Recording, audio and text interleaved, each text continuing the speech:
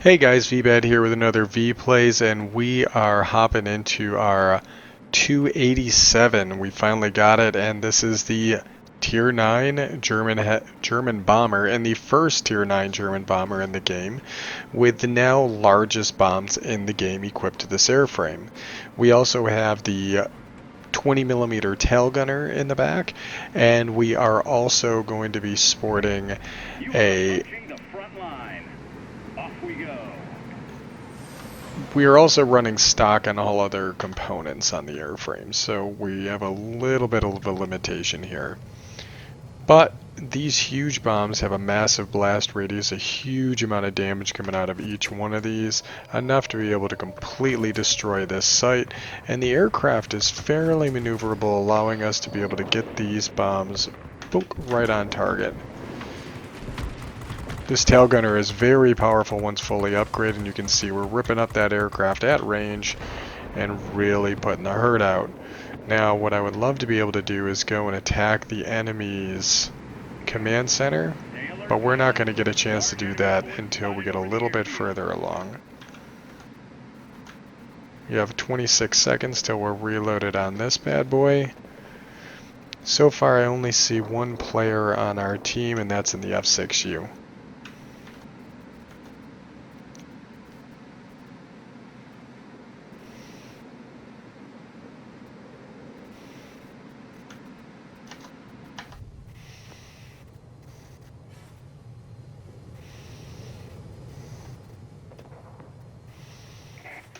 Enemy bombers inbound. Don't let them reach their target.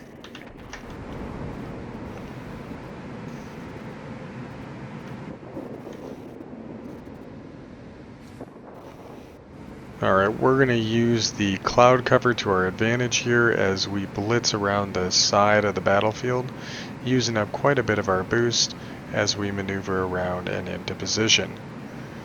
The enemy team only has 2 players, and they're both in ground attackers, so unless we can put them in a situation where they've got bombers that are distracting their heavies so I can run around unabated, and things that they essentially can't shoot down. So if we get a bomber flight in here, that'll be really helpful for us.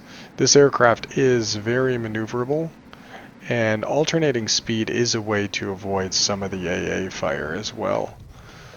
We're going to come in here from the side and kind of do like a V shape, go figure. We'll drop one on each one of these square radar dishes right in the center. Right in the center. Oh, did not time that properly, and we are going to totally miss that site now. Let's go ahead and hop in our tail gunner. Oh, it's the biggin. We didn't want to see this guy.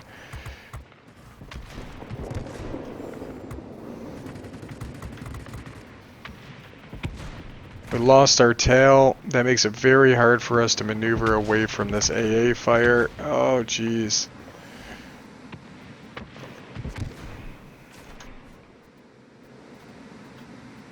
Looks like he's vectoring in on us. He's already launching rockets at range. Let's start firing now. Can we get him? Enough to scare him pretty good there. Hopefully we can start our regen on our health. Our bombs are just about back up. Let's turn. Get on this tail gunner. Boost.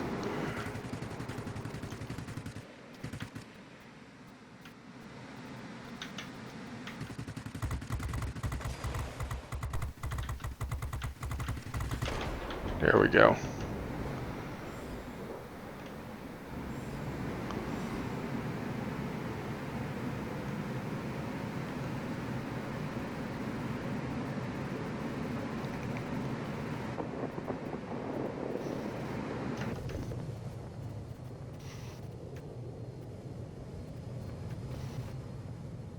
Now we've already taken out most of the sites here, so it's a little bit unfortunate. I'm not sure what we can do.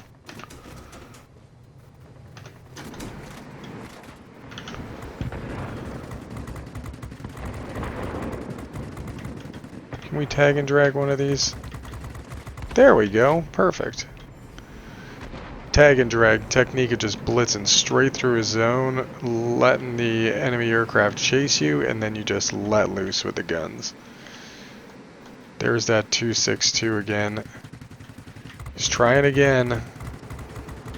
We're going to hit the boost, change our angle, ripped up his engine, gave him something to think about, getting those bombs back shortly.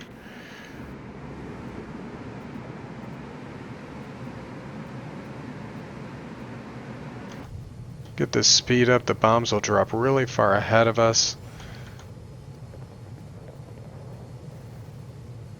Chunk. That might not be centered the way we wanted. We'll see how this goes. That might be enough. There we go. Took the site. That's pretty good.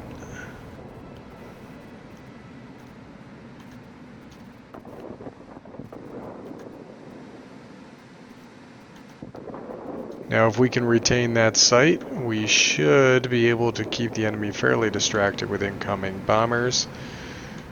I should probably go snag a heal from that center site. But first I want to do a quick bomb run. We got 15 seconds till reloaded. Kind of get a good scan here. Yep, there's a few targets. We're going to do a 1, 2, 3, 4 around the outside. Hang in there. You'll soon be cut off from support. I say again, support will not be available. 1, 2, 3, and 4. Now we're just going to leave the area. We'll hop on the tail gunner, see if there's anything good to shoot at. A little bit. Air supremacy achieved. That's what we were looking for. Now let's see if we can get some heals going on down here.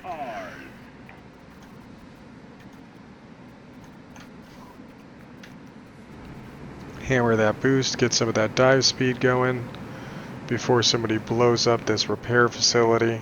That's it. There's no way to break through you now. You're on your own. There is the wrench. Perfect.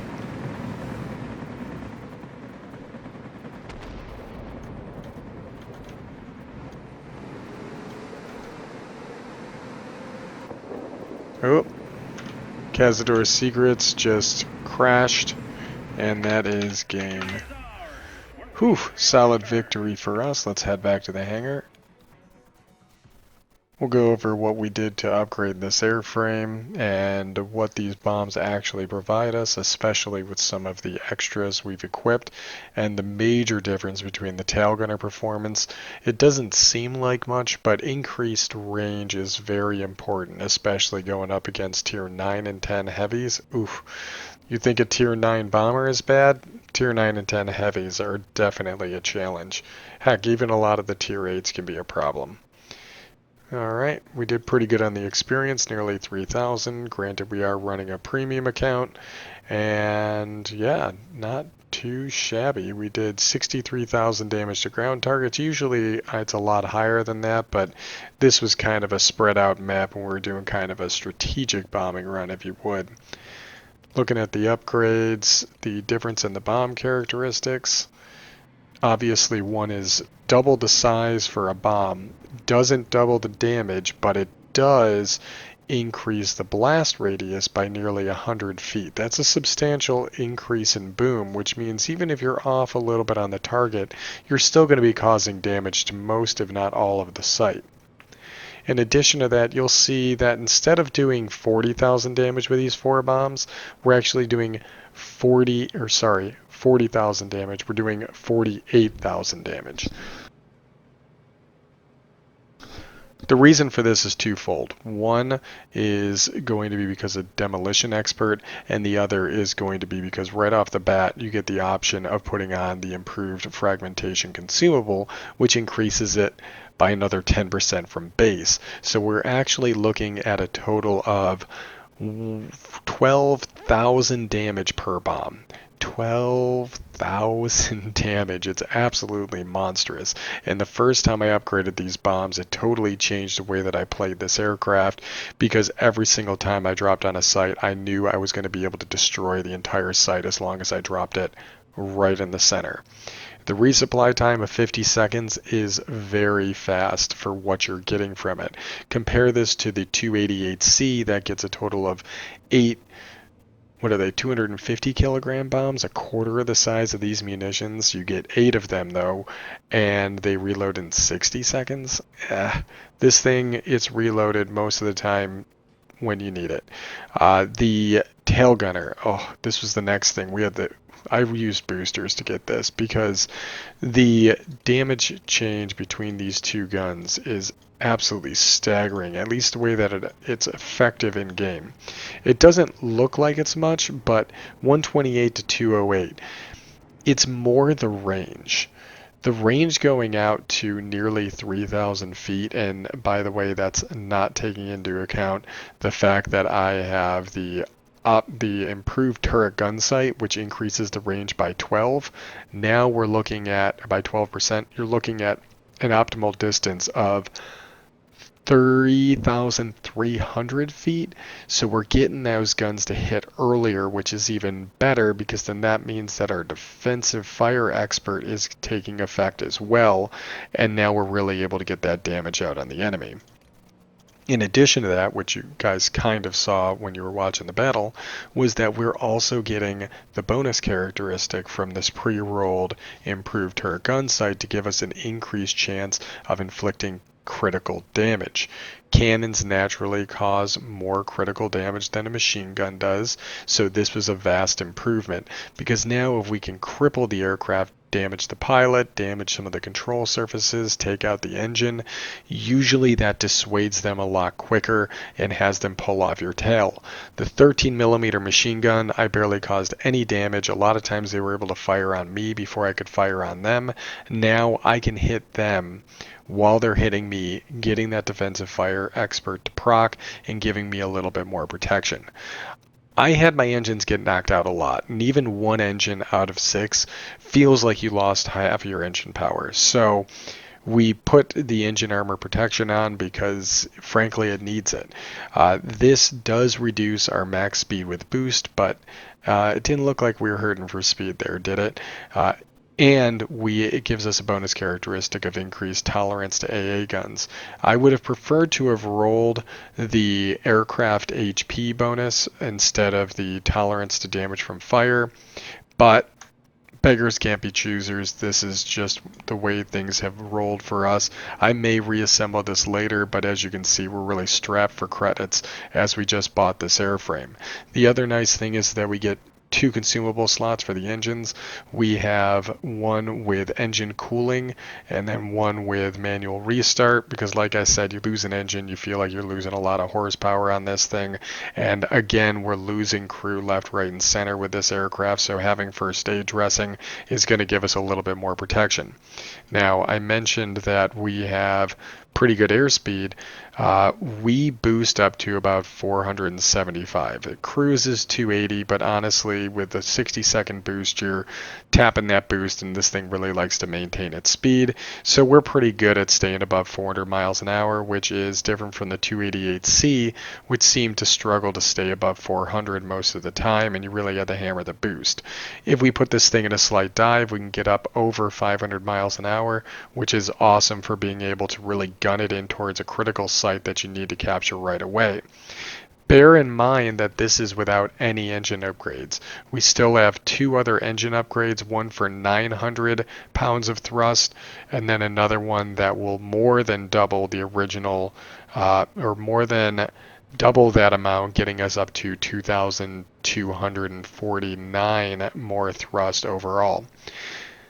You can get the airframe upgrade as well, which will give you a little bit more hit points. I'm not sure what else that offers us. I'd have to take a look at it once we equipped it to see if that increases any of the resistance to damage statistics that come with an airframe upgrade sometimes.